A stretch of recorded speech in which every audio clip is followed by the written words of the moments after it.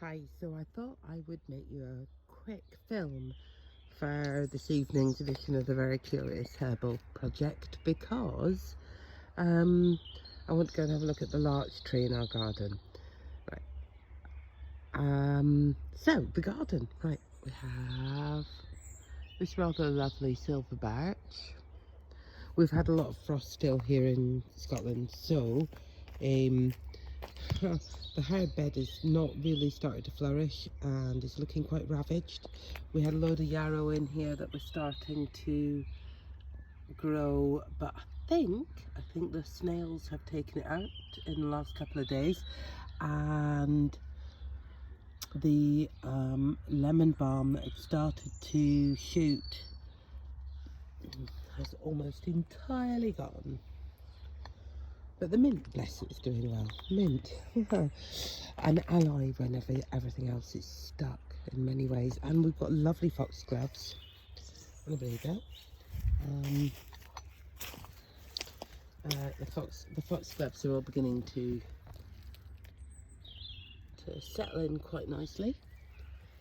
And anyway, so some juniper and a few other things that ultimately will come out because they are inherited from last owners. So we've got some rhododendrons and things that I'll take out because they just don't fit in with my sort of thoughts on growing. Bamboo, even though it's not ideal, is staying because the bamboo is, well, it's great. The children have fun with it. They can make dens. We have a house rabbit. He likes to eat the bamboo, so we take some of that in for him. And, I basically can let the children run riot with the bamboo, and that's all good. Then we've got some lovely,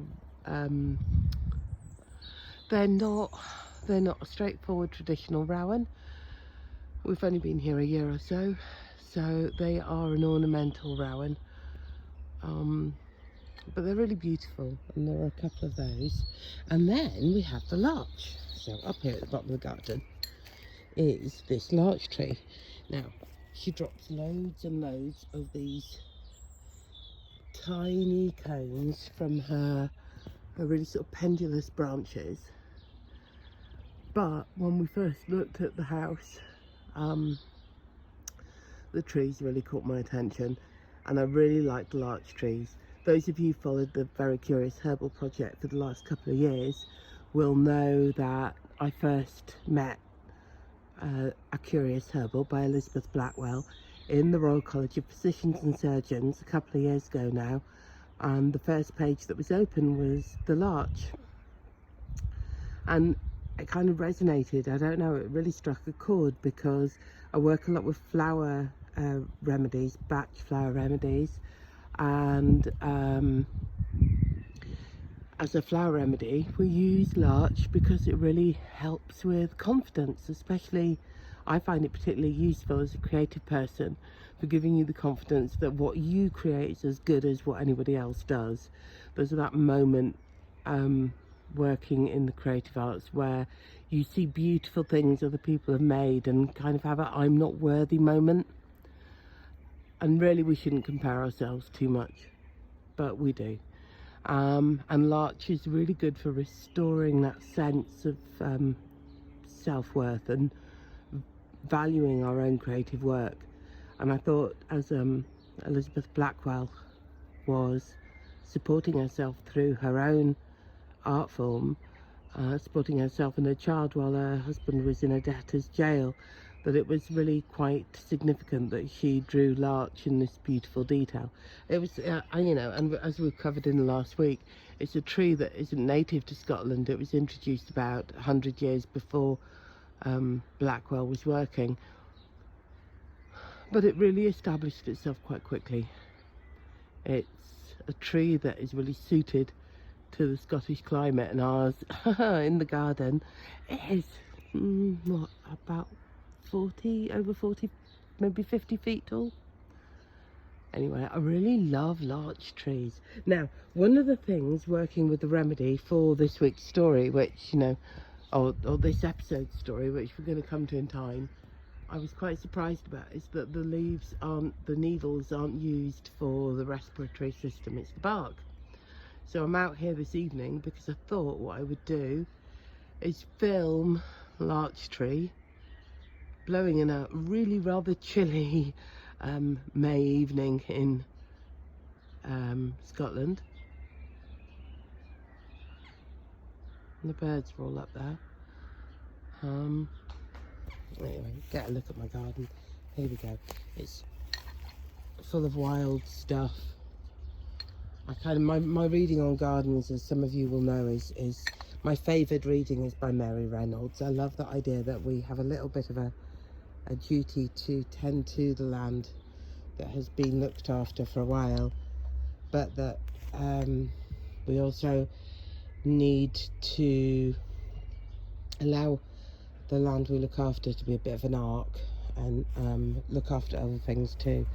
And so that works for me. I'm not massively wild on huge formal gardening techniques. Anyway, so what the bit of the hey tree, thank you.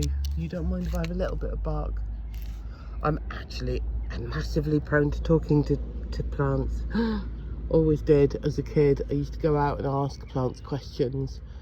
If I'm working with groups, I quite often I'm too self-conscious to go chatting openly to plants with a group. It doesn't really work. You've got to have a quiet minute. But I will say to it, you don't mind if I have a bit of bark, do you? No. Is that okay? Cool. She's okay. So this is the bark, and a lot of the remedies, the remedies that I'm looking at have been from Native American First Nation tradition in America. I've been really hoping to find some really good Northern European traditions alongside larch, and I found a few from the Tyrol and sort of Northern Tyrol region, but not any that really pick up on the respiratory system. And I really thought those leaves would render me up a respiratory cure. I'm playing around with that. I'm playing around with making a really nice cordial, and we'll talk about that maybe tomorrow. But what I'm coming out for at the moment is a little bit of bark, because this really rich red colour is kind of the bit of larch I want to reach. And we're going to have a look inside. I'm going to come back tomorrow. I'm going to make a little bit of a hole in there and see what we can extract. As you know, I'm not dwelling massively on the remedies. Oh, sorry. So sorry. I really don't like gouging, like sapping birch is about as close as I've gone to tree damage. But all we're doing is making a tiny hole in here, and then smells awesome actually. We're seeing, because it's still in that early growth, well, not quite early, but sort of a middle growth stage, the leaves are still just coming in on this one, even though the garden is south facing. It's been so cold and wet this year.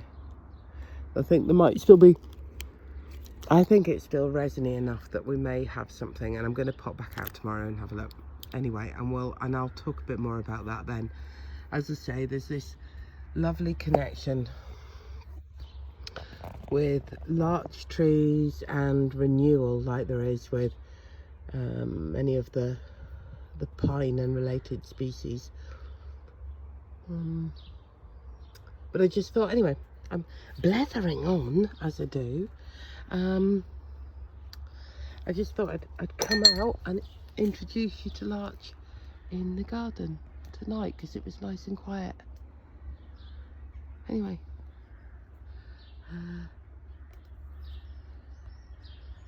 yeah, that's larch, and we will see what happens I was gonna actually come on